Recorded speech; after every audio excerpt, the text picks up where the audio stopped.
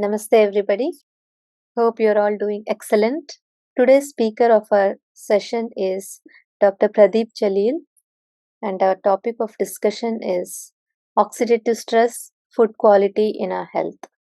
We undergo different kinds of stress: physical stress, emotional stress, work stress, environmental stress with all the different chemicals, and now we hear oxidative stress. Even the tiny cells within our body are undergoing stress and having the oxidative damage happening there.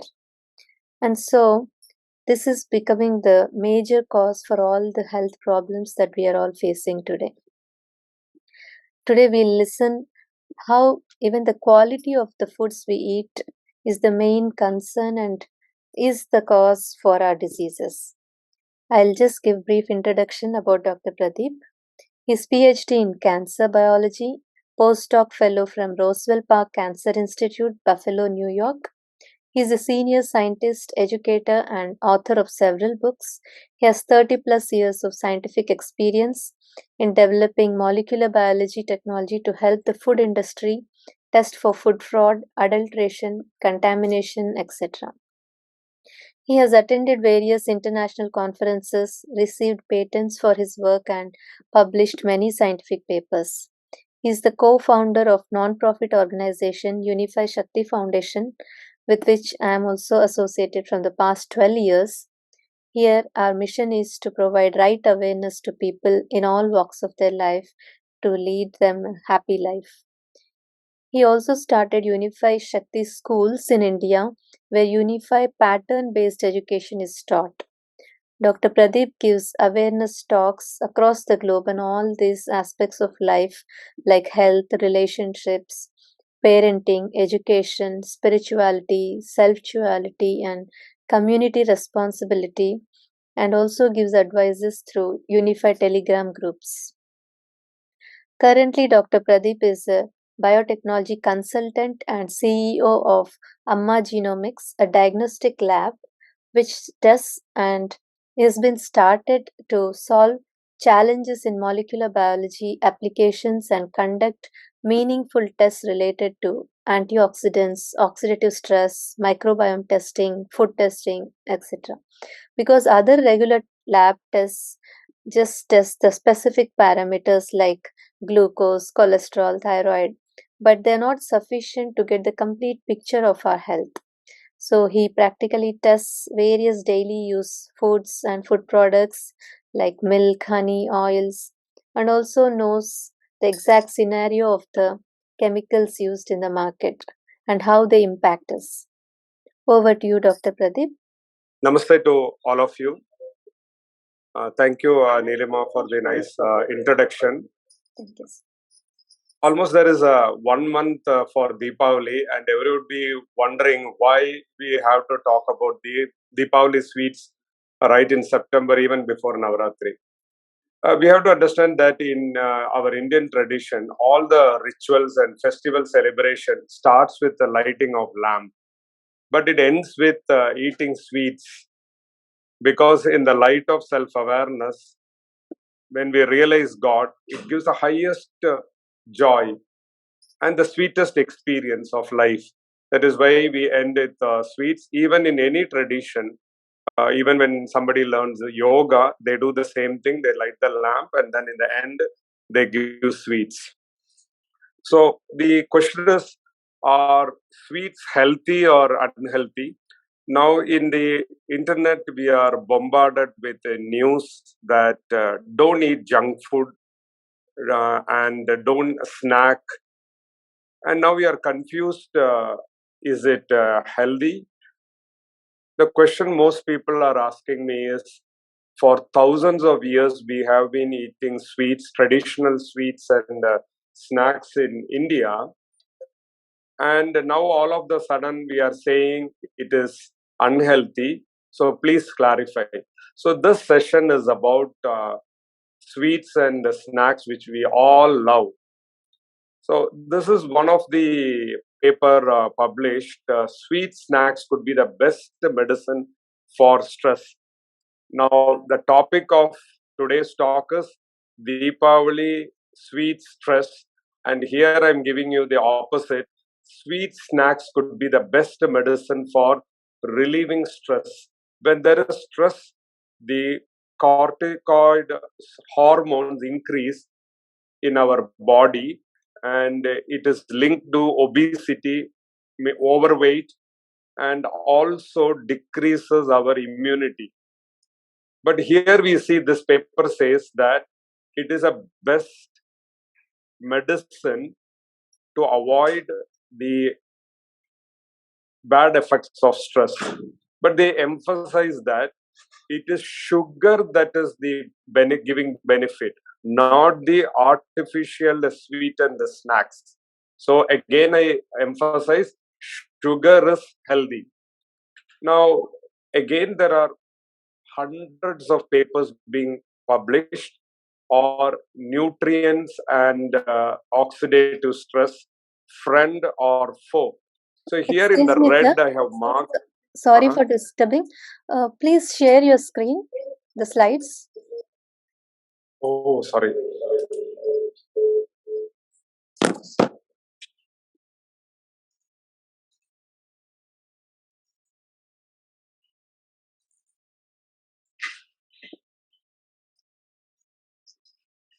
So now can you see? Yes, sir. Okay.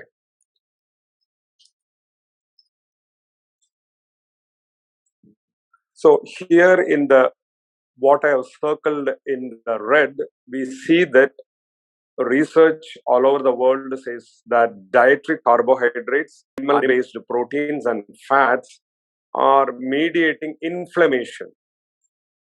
And now the question is, but then what do we eat? So is it a friend or foe? So let's understand the basic. We all eat food for energy. And when we eat food, food alone is not enough. We have to breathe in oxygen because oxygen is required to release the energy from food. But there is a side effect of breathing oxygen. Oxygen actually kills us also because there is an effect called oxidative damage, which is inevitable. If you look around, anything that is iron will rust because it reacts with oxygen and it will cause oxidative damage, which we call as rusting. And if you look at anything, you will see over time it rusts. And we can name it as different: silencer rust, bolt rust, door rust. But actually, you can name different, but all of them are only one, that is oxidative stress. This is the one page from any medical books. What when they become doctors, they are studying. They're studying that oxidative stress is the only problem in the body that cause all diseases. Only names are different. If it is in heart, then we say heart block. If it is in joint, we call it as rheumatoid arthritis. We will call it as frozen shoulder or whatever. Lung, it is asthma. In brain, stroke, memory loss, multi-organ losses, or if it is in the vessels, blood vessels, atherosclerosis in liver, or eye cataract, all that. Whatever we know about any disease, there is only one cause, which is the oxidative stress. And can we prevent it? Yes, of course. Any iron we want to prevent the damage, we paint it so that the oxygen in the air will not affect and cause oxidative stress or damage. Same way, if you cut an apple, if it is exposed to oxygen, you will see browning happens because there is an oxidative damage. But if one side, if you apply lemon juice, then you will see that the browning does not happen, meaning something in the lemon will prevent that oxidative damage. So what we call as paint outside is antioxidant in our body. So a normal cell is like the cut apple. Over time, it will be damaged and it will shrink. And that is what happens with our cells also. The normal cell, by attack of this oxidative damage, will shrink, and that is what we call as aging. Now, can we prevent aging? Yes. How? Now, if you look at what happens in our body, the same thing, we are having damage from several sources. Our own food that we eat, and then external damage like smoking, pollution, radiation, even sunlight. Then we are exposed to viruses, bacteria, heavy metals, UV light. On top of that, we eat processed food. All this will cause oxidative stress in our body. They will damage our fat, they will damage our protein, they will damage our DNA. Then we age and we get disease. So we know this basic now. Now, how to prevent it? Again, I have shown in the bottom, vitamins, unprocessed food. Then there are antioxidants also produced by our own body, and we can eat through our food. All this will are acting like paint and will prevent this oxidative damage. And so we age less. And also age-related disease also can be actually be postponed. But now we are preponing all this, the oxidative damage diseases even in young children. So how to measure the oxidative damage? There are several markers that research scientists have found, and one is melon dialdehyde. In short, we call it as MDA. So if we check the MDA levels, we can know how much of our fat is damaged. And you know, our body is also made up, a lot of our components are made up of fat. So by knowing the fat damage, we can know what is the extent of our damage in the body by the food we are eating or whatever in the environment we are exposed to. So we make, in short, so oxidative stress causes disease through inflammation. Now we can prevent oxidative damage by eating. If you look at the left side, I have shown whatever food we eat, make sure it is high in polyphenols and also high in antioxidants, but it should be low in melon dialdehyde or MDA. Now, we have tested in the market, because I also I am addicted to traditional Indian sweets. So naturally, I wanted to see whether the homemade definitely will be good, but at least in the market, let me see what is the status of sweets. So we took janggery from the local market and then looked at both the polyphenols and antioxidants and the MDA levels. The red is the MDA level and the green is the polyphenol from plants that is present in our food.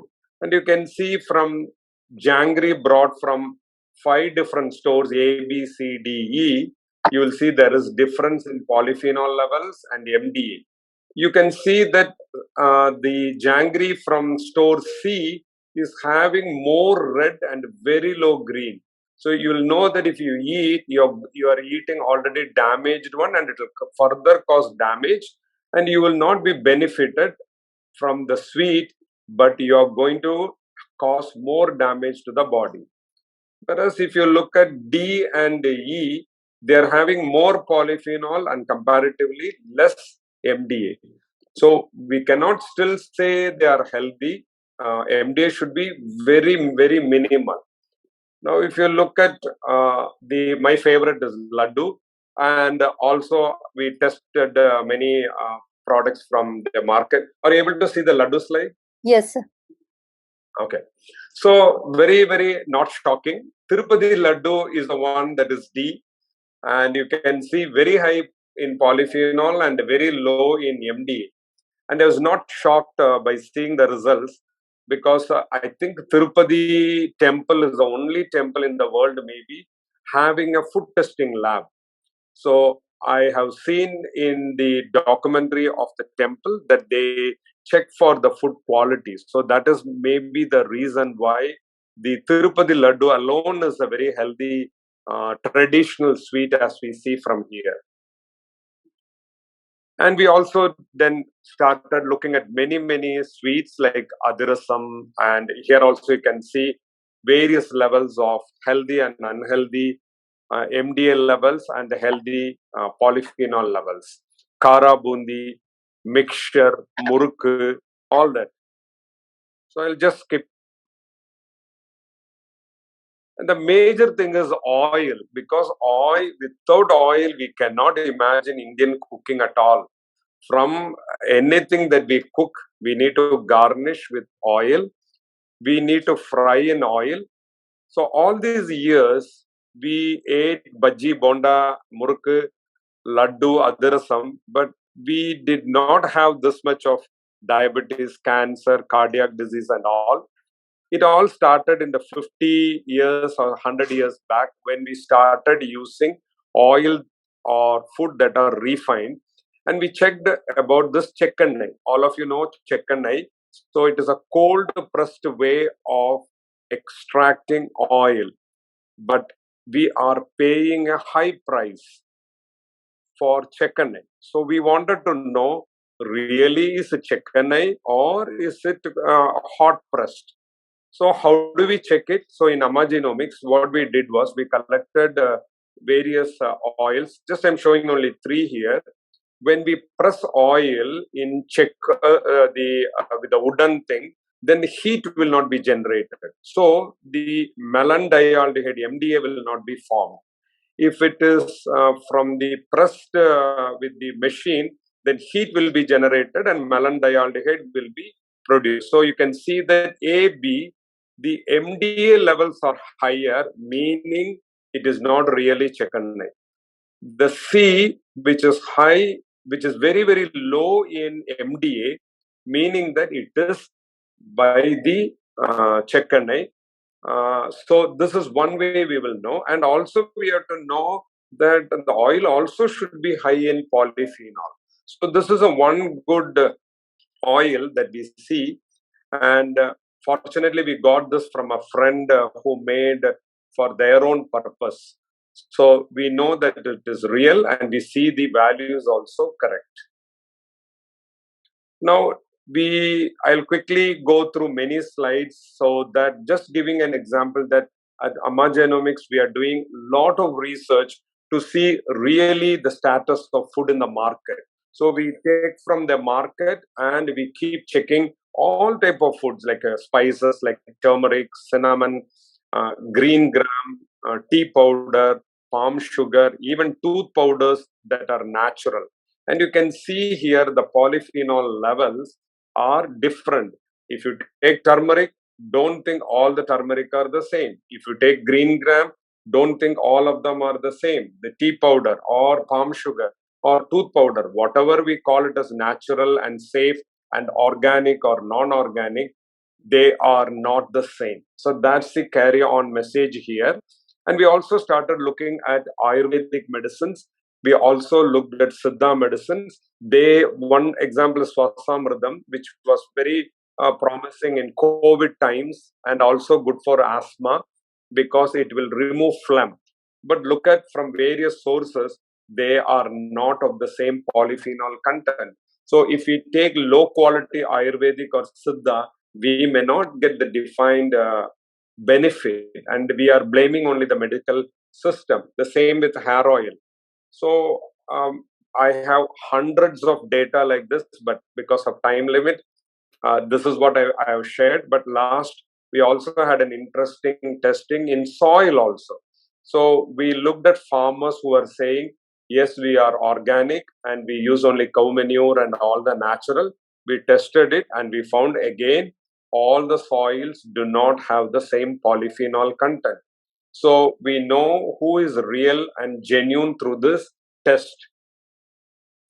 So now finally from papers, what we are seeing is plasma. Here you can see the plasma level of MDA associated with healthy pattern is seen in healthy people, and if it is inversely proportional, meaning if people were having high MDA, then they have lot of diseases. If their MDA are low, then naturally they are healthy. So we started checking that in our own lab people.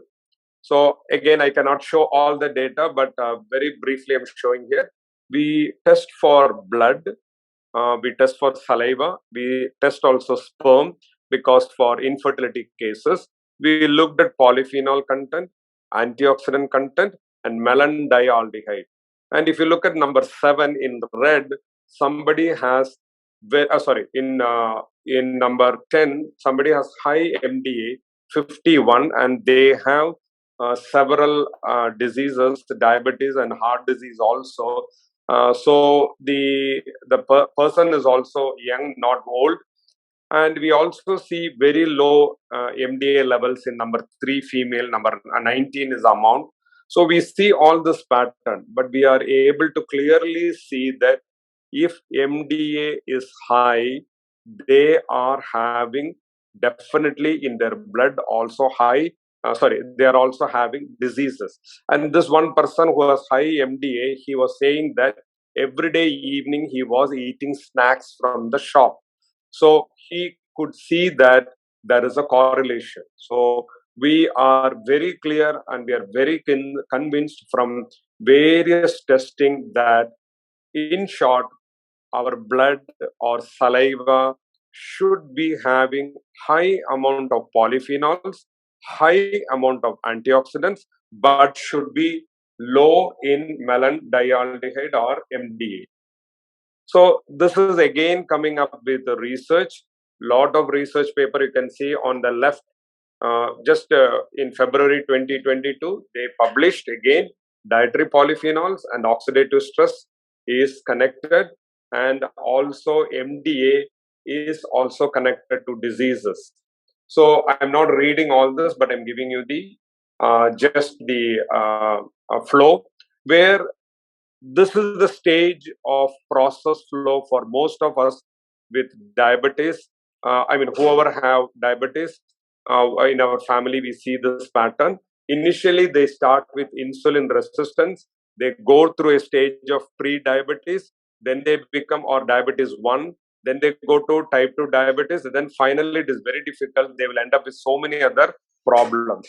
Now, research says very clearly, it starts with oxidative stress and inflammation. That's where insulin resistance happens. Then as we continue eating whatever we see here, poor diet, meaning with high fat, it is not again the fat the problem. It is again the MDA in the fat. We tested for ghee. Ghee has very low MDA. So again, in the traditional knowledge, they were correct. Eating ghee is not a problem. It is not the saturated fatty acid. It is the damaged fat that is the problem. And again, low dietary antioxidants is the cause for this progression of disease, not only diabetes, but for everything. Now, one more last point to address is the gut bacteria. So whatever we eat, it goes to our intestine, and whatever food, like whether if it is polyphenol rich or antioxidant rich and low in melanaldehyde, then they are affecting the bacteria. We have millions and millions and millions of bacteria growing in our intestine. Now, if we eat polyphenol rich food and low MDA foods, they are encouraging good bacteria to grow. But otherwise, it is a bad bacteria that is growing. So if there is eubiosis, our body is in a healthy state. If not, if there is a dysbiosis, meaning there is an imbalance where bad bacteria is higher, then naturally diseases will occur. So this is the one reason why we do this testing, and we see that there are several polyphenols that are attributed to several diseases like cancer, diabetes, inflammation, brain health, cardiac health, etc. So now, how do we again connect to our Deepavali sweets? Look at the traditional knowledge we had. After Deepavali, our grandmas used to give on the third day or the fourth day a highly horrifying thing called Deepavali Lehiam. We used to run away because it was not tasting good. But I was amazed when we tested all the ingredients of Deepavali Lehiam. They had the highest polyphenol. they had the highest antioxidant content. And of course, they had the lowest or none of the MDA. So look at again the traditional knowledge. They were cooking with high quality oils, high quality besan flour or green gram or rice. On top of that, they made sure that still the body has to be protected. So they gave the Deepavali Lehyam.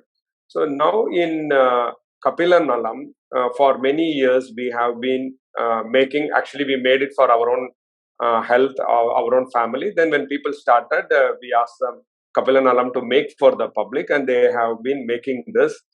And they have been certified by Amagenomics testing and URJ, and that is why it is of high quality. We even tested Deepavali Lehyam from other stores. They, as you know, they were not of good quality because of the low polyphenol content.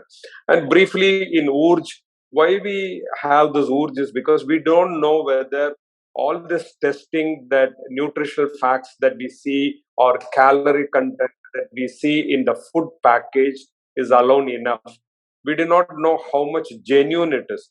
So that is why we started this certification. So after testing, we make sure that quality is continuously maintained, not just one time testing, but every batch, every time they make it, we make sure they are tested and validated, verified, certified properly. So we are now seeing that Kapilanalam is a customer that uses our testing services. So at Amagenomics also, we have extended our testing from lab people to the public. We have started all this testing, and also we are coming up with PCR-based mitochondrial damage and microbiome dysbiosis. All that we have done, so that we are not saying that don't test cholesterol, don't test sugar. Please do all that. But we understand that these alone will not give a complete picture. It will help your doctor, it will help you by taking these additional tests to really look at what the problem is, and you can make corrective efforts. So the doctor will say, okay, your sugar level is high, try to eat low sugar content. But now, how do we know that that has caused a change in your body? That is why these tests are required. So finally, it is always what Siddha and Ayurveda says is everything should be in a balance. Vata, Pitta, Kapha, all should be in a balance. If one is high, then when other is low, we get disease. That is why it's called dosha, meaning it is unhealthy. So these three can go in an unhealthy way. And the same with modern medicine is also saying we cannot completely prevent oxidative damage. As long as we are alive, we will be breathing oxygen. When we breathe oxygen, we are prone to get damage. But we have to keep our paint values high, the antioxidants. And that way, we will be delaying aging and also age related diseases. So, again, the take home message is enjoy your Deepavali coming in the next month, even from Navaratri, every 9-10 days. We will be eating a lot of sweets. We have to enjoy because that ritual, that celebration ends up with sharing our joy with everybody. But don't have a wrong concept that the traditional sweets that we are having is not just healthy now.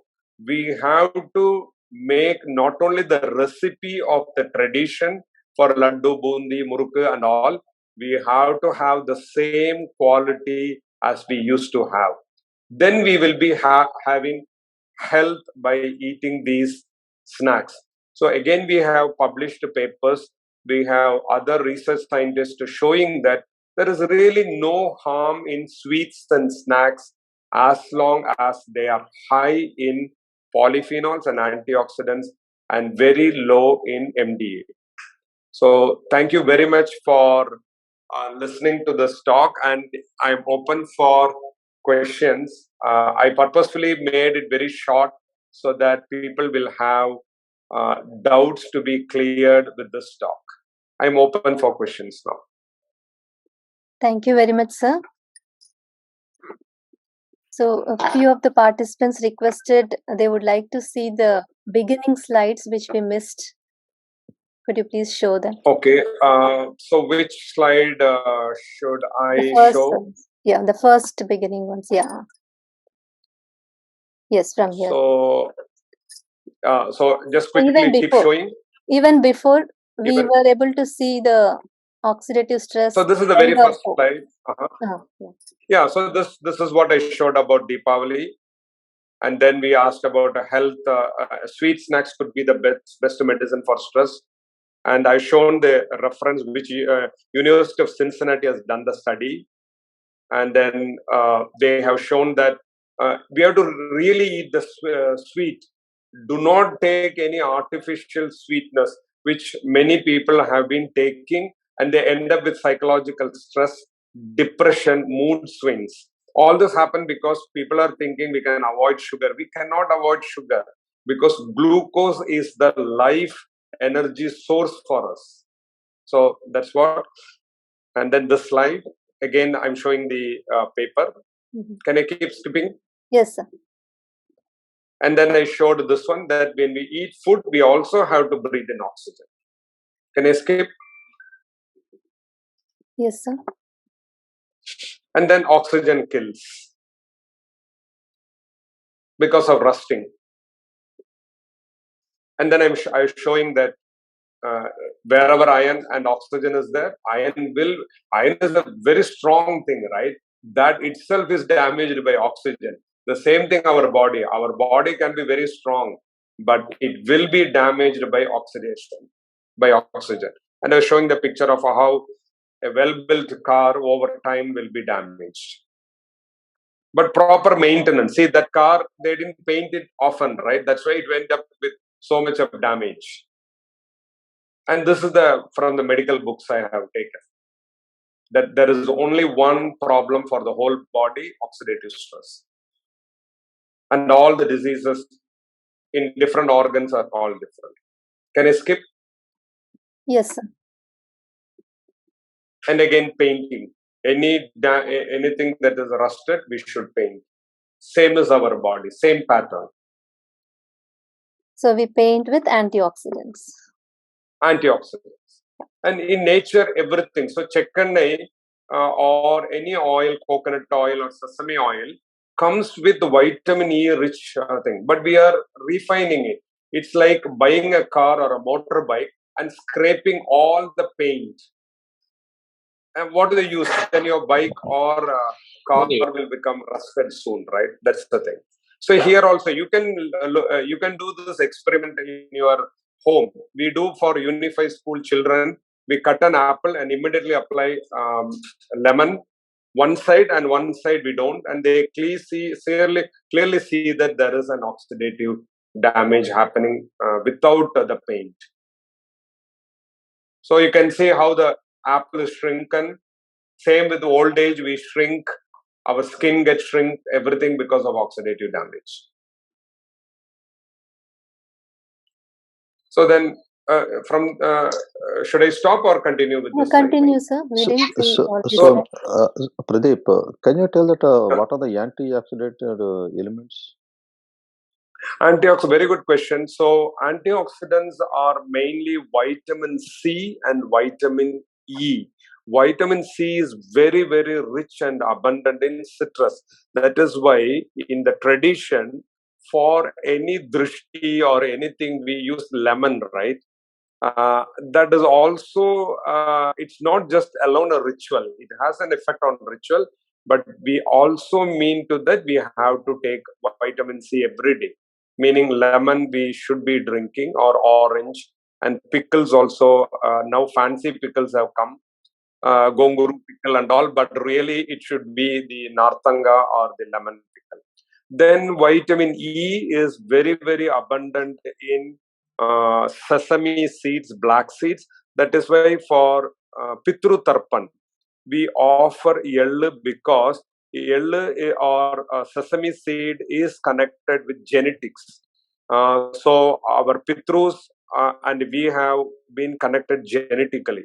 So that is why all these seeds which carry the genetic information will be abundant with vitamin E like antioxidant.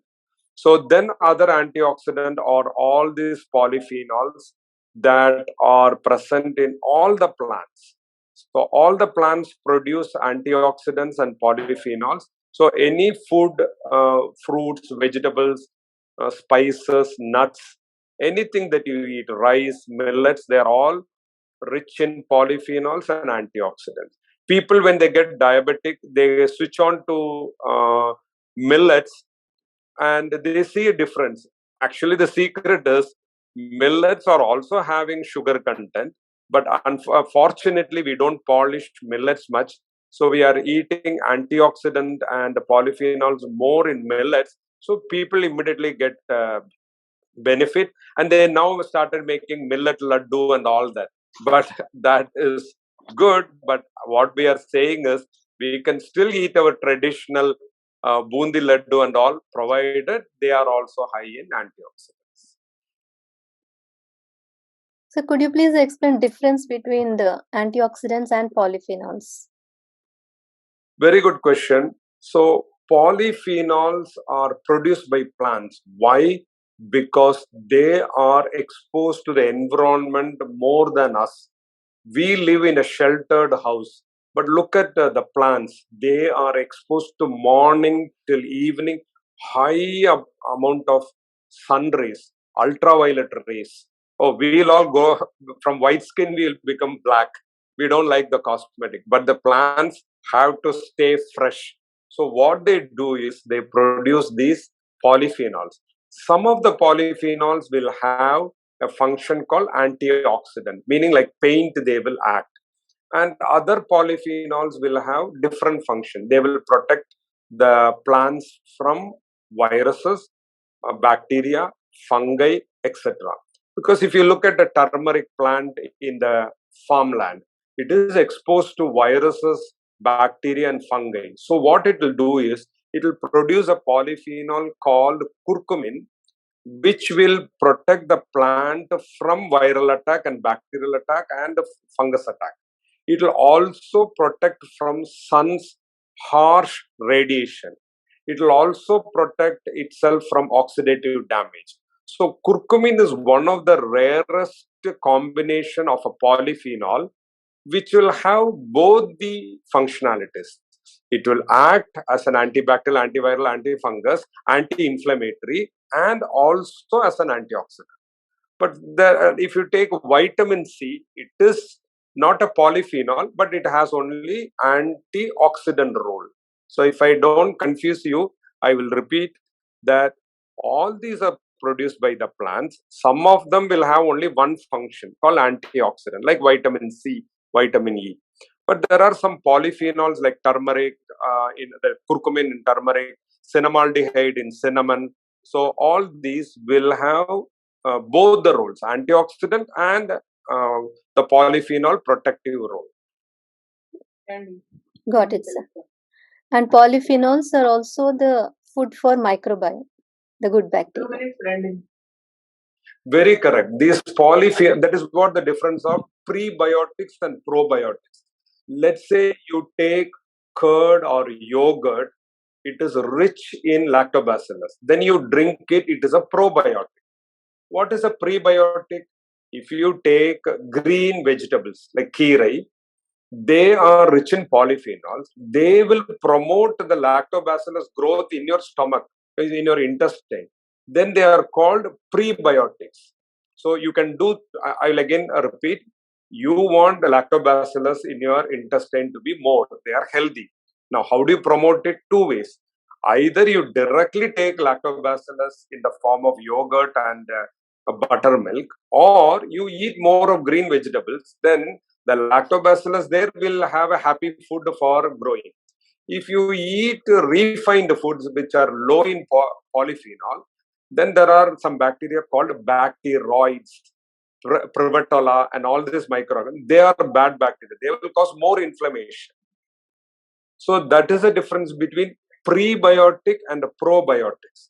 Again, look at our traditional culture. Every day we are supposed to eat the fermented food. If you don't have money, a poor person also will eat fermented rice in the morning with onions. Onions are very, very, very rich in quercetin, polyphenol, which is very good for pancreas. That is why in villages, if you ask your grandfather, they will be using palaya sadam with onion. It is a very intelligent way combination they were eating. Polyphenol rich onion for pancreas and all the other organs, and good eyesight. And they were also eating the fermented food. They may or they may not drink buttermilk. Yogurt is not much advised. More of buttermilk, which is free from fat. The fat they take it for making ghee and frying, so that you won't have much melandialdehyde. Got it, sir. Thank you.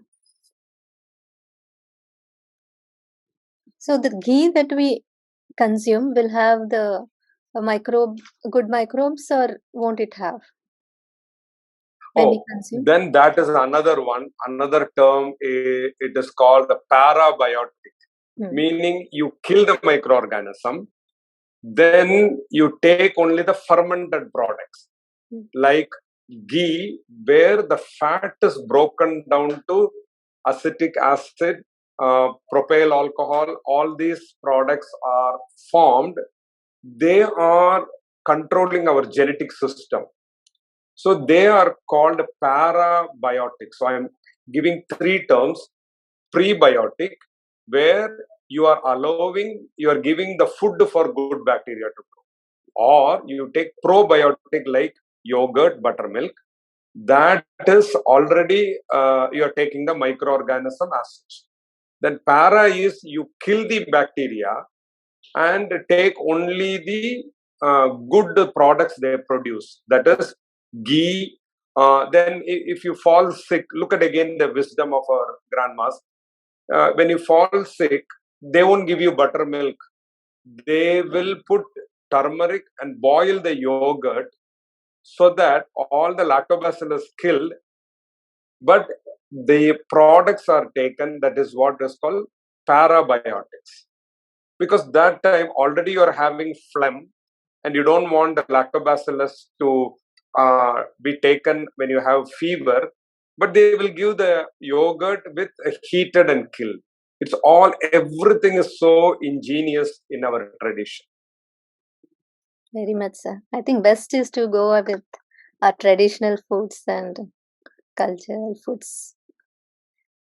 But again, I am again giving the caution, just following the traditional recipe alone will not help. Okay. We have to make sure that traditional quality is there. That is important. Right. That is the emphasis of this talk. Right. The quality of food ingredients used matters a lot. Yes, that should be of the traditional quality. So if you make laddu or if you make adarasam fried in sesame oil, not just the recipe alone is enough. That what quality they were making, high in polyphenols, high in antioxidants, that should be there. Then you will enjoy that same health. True. Which is missing nowadays in the market. Very correct. So somebody asked to explain more on the Kapilanalam products and what exactly they do. So what our friends, good friends of Shakti Foundation, they were asking, how do we get these tested products? Because I started, actually, I have told many times, in 97 when I went to US, 98 I started looking for organic food, and I started with organic milk. At that time, nobody knew the word even organic. But there was only one store in New York that used to sell only organic milk.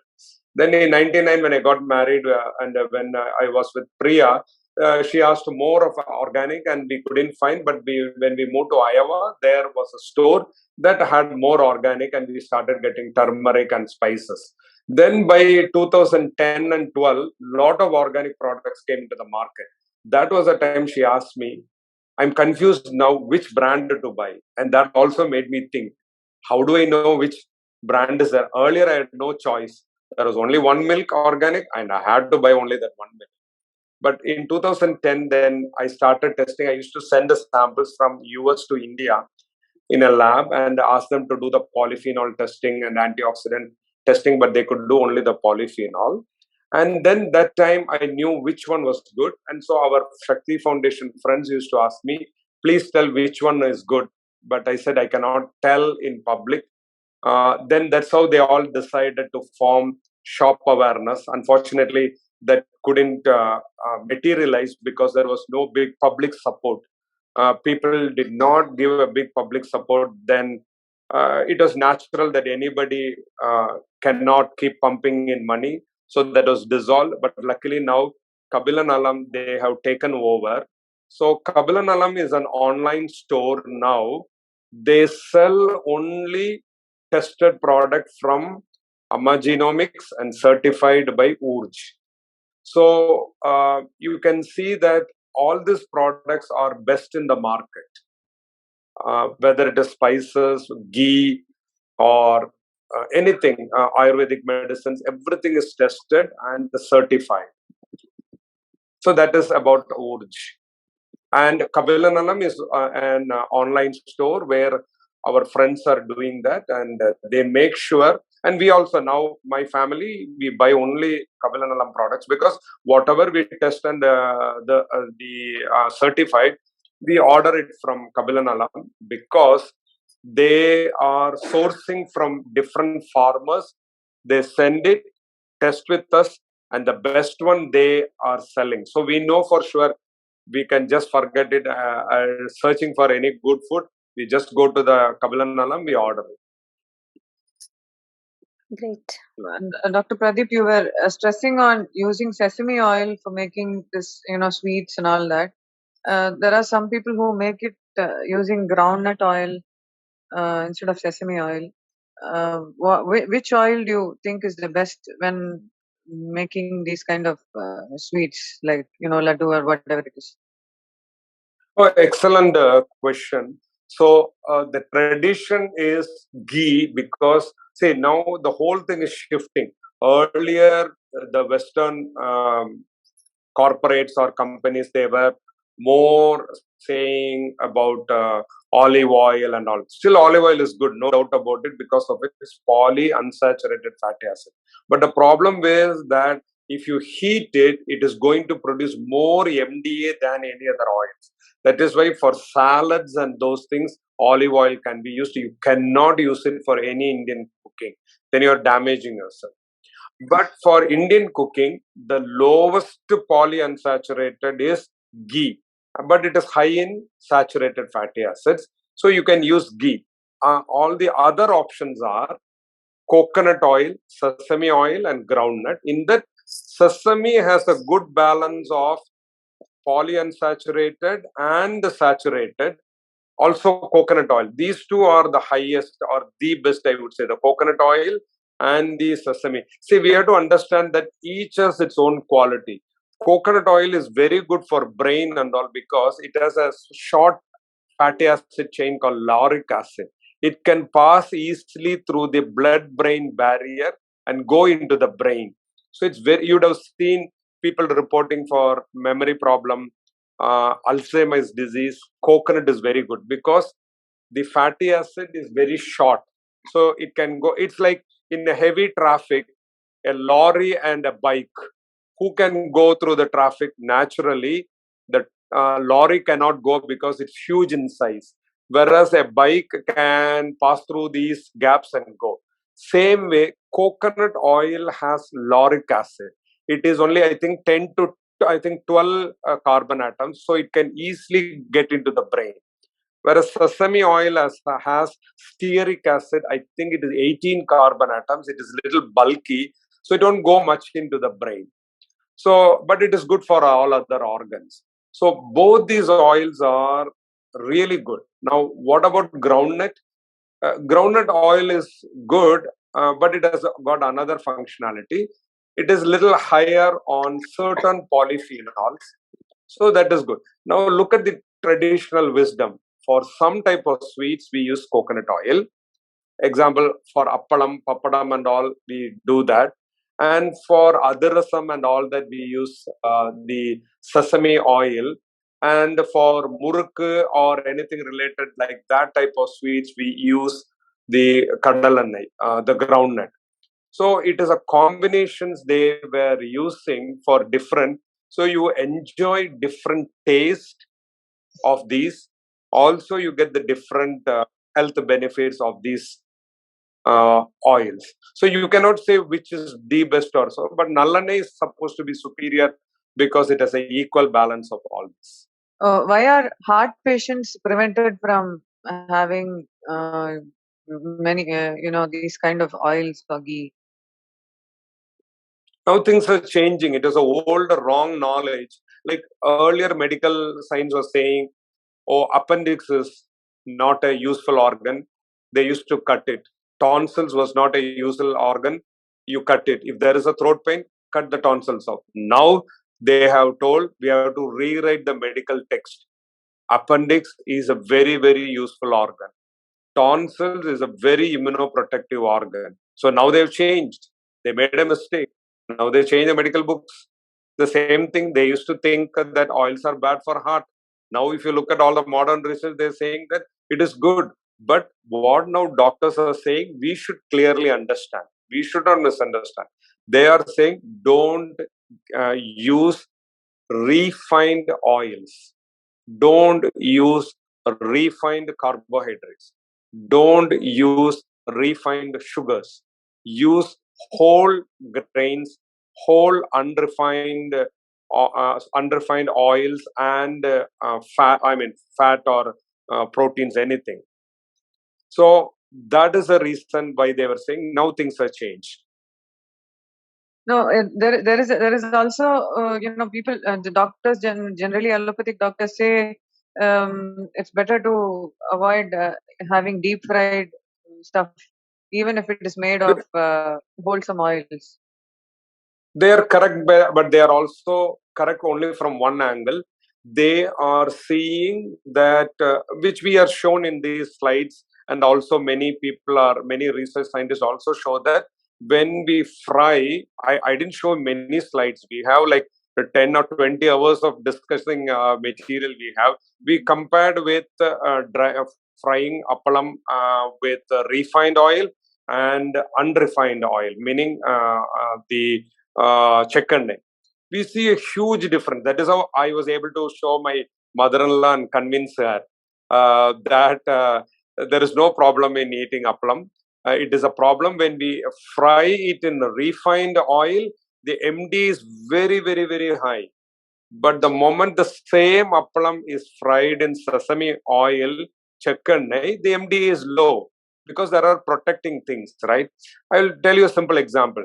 See, people who are firefighters, when a building is in fire, they go into the fire building and rescue us. Now, if we run into that fire, we'll also be burned, correct? Yeah. But professional firefighters, why are they running it and they are not harmed, and how they can protect us? Because they put a jacket called fire retardant, correct? It will not catch fire. They're having a protection thing. So the same thing, if you're frying your you're frying your snack in unprotected oil, it is catching fire and you're creating more MDA and you're damaging your body. But if you take a sweet or snack fried in unrefined oil, which is having flame retardant, paint like antioxidant and polyphenol, naturally you will be protected. Got the idea? Yeah. So, is it okay for heart patients to have deep fried items, provided it's made out of protective oils? Definitely, but if it is too concerning, better to avoid it and eat only fruits and vegetables. Moderate quantity is fine. or moderate is very, very correct only. We cannot eat too many of snack, even if it is a traditional food also, right? Everything should be in a moderate. My question is, when I was talking regarding deep fry is coming up there's in the topic, that's what I'm asking. Organic vegetables and non-organic vegetables. So if you are deep frying both, so there's no point in going for organic. So deep fry and after that make some biryani or whatever it is. So is it true by deep frying the organic vegetables, will they lose the value? No, see again the analogy I gave of this fire retardant and firefighting people being protected. When we see, first we have to understand really organic and fake organic certified fruits are coming also in the market, that we know for everything. So when we take really organic, then they are having more protective things. So when you fry, see, any frying and heating will produce naturally this melandialdehyde. That's the point I'm telling. See, even if we don't eat, even if somebody is a yogi, they eat only fruits and vegetables, they are definitely going to become old because of natural oxygen they are breathing. Not only we, yogi or even plants, animals, everything will undergo aging, correct? Mhm. But it is the protection that we are offering through food that makes us to prevent from these damages. So if you take an organic vegetable or a non, you are comparing, now you are frying an organic brinjal or eggplant and a non-organic eggplant, correct? That's the question you're asking. Yes, yes. Now, which will have more benefit? Now, if you look before frying, if you look at the antioxidant and polyphenol content of the organic eggplant or brinjal and non-organic, you will see that organic brinjal is having high antioxidant and high polyphenol compared to the non-organic. Now you are frying that both in the same, let's say, good or bad oil, whatever it is. Now the damage protection is low in non-organic, and in organic it is high. The protection that offers from the organic will help your body to have less exposure to damage. Hope I conveyed you. Okay. Okay. Thank you so much. Yeah, think of that frame retardant example I gave you. You have to, without protection, you cannot do it, right? Even if you are jumping into a water to help somebody, you need a protection. So the same thing, whatever food you are eating, make sure it is protecting your body. That's the underlying point. One last question we can take, sir. Every day we are using so many ingredients in our food. Some may be good in quality and some may not. So how a common man will be able to find quality items? Is there a way to test at home, and how can we prevent our body? The best is, see, if we see, for everything we need testing now. There is no other alternative. But if we want to avoid all this costly testing, we have to grow our own vegetables like the traditional people, right? We all had our own home gardens. Our grandmas did not go to a store and supermarket to buy vegetables or fruits. Whatever they were having in their home or in their local surroundings, they were using it. So that is the best thing to do. But unfortunately, I am now in Chennai, like a cosmopolitan city. We cannot have a home garden, but people are still now making their own home garden, which will be definitely be good. And one can test. Now we have getting a request from mothers also checking their home garden products to see if they are having high polyphenols. So one or two testing we can understand whether they are good, and naturally they are good, provided you are giving good nutrition to the soil also. So the best is to naturally grow. If we don't have time, then buy it from a tested product. That is the underlying message. Namaste, Dr. Pradeep. It was such a nice presentation. I enjoyed it very much. Thank you very much for giving such a beautiful presentation. It was very clear, crisp. The one thing I wanted to add to this, it has been my personal experience, and I've tried this for a number of years. The number one rule before we start eating is, am I hungry or not? I should start eating only if I'm really hungry. That is number one. Secondly, when I finish eating or when I get a feeling of satiation, I get a gentle burp. Stop there. Then wait until I get that feeling of hunger once again. In this process, even if we accidentally eat certain oxidants, those will be eliminated. Once we get hungry again, if we eat, now again, this is the first rule I talked about. The second rule is, as far as possible, and I completely agree with you, that we should eat fruits and vegetables as fresh as we can get them. The second thing I would add to it is we should try to eat as much seasonal produce as possible. So whatever grows in the season, that should be more than 50% of our diet. Okay. If we do that, if we continue to do that, if we use food itself as the medicine for treating the disease called hunger. See, this disease is common to all of us. Every single organism has the disease called hunger. To satiate or to cure that disease, we eat.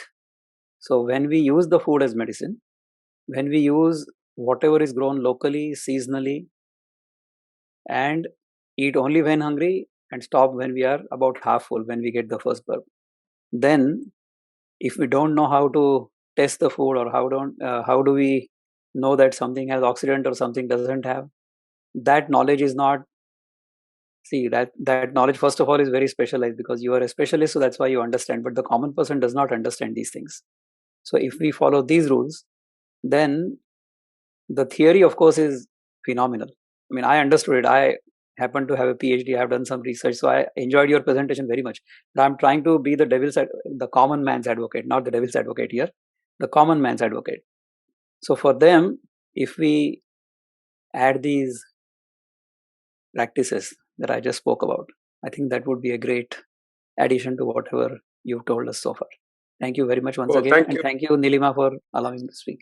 Thank you, Anay. Thank you, Dr. Vikramji. It was very, very aptly you said in the end, like the sweet, very good.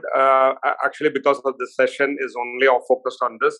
What you mentioned is about the lifestyle. Maybe one talk we can discuss about lifestyle factor also. And more important is the stress we have in the mind. That again, there is another topic. Though we may eat very healthy, but if we have stress in the mind, then it will overrule all of this. Thank you very much, sir. And I think to summarize, the best way is to go for whole foods, unprocessed oils, and that's the very easy way for we common people. Thank you all very much.